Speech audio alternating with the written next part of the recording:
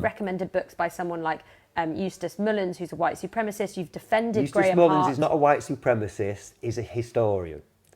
But he's specifically written books, including ones like The Biological Jew and Adolf Hitler, An Appreciation. Okay, I've not read that book. At first glance, The Light looks like a normal newspaper.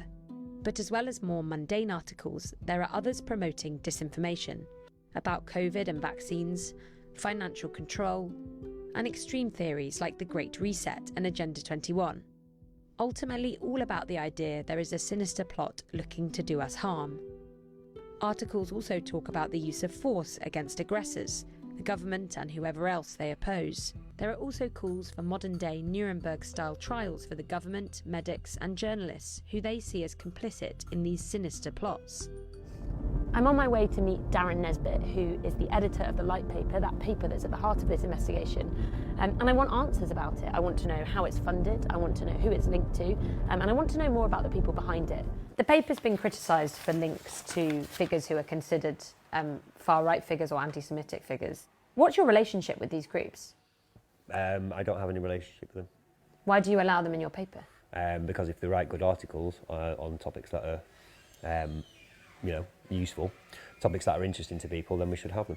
Do you worry that by defending those individuals or giving them a platform, you are effectively condoning these kinds of views for your readership, or at the very least advertising these kinds of characters and views to your readership? Well, we definitely hold our readership in a higher regard than the BBC holds its viewers, because we credit them with the ability to make the same kind of decisions on each piece of information as they go along. How do you, as an editor, do you feel responsible for what you put? Because I do think that there's a certain amount of editorial responsibility that we all talk about. How do we make sure that we are giving our readership accurate and fair information, but also that we are not promoting hate or hateful ideas or we don't anti-Semitism? promote hate or hateful ideas.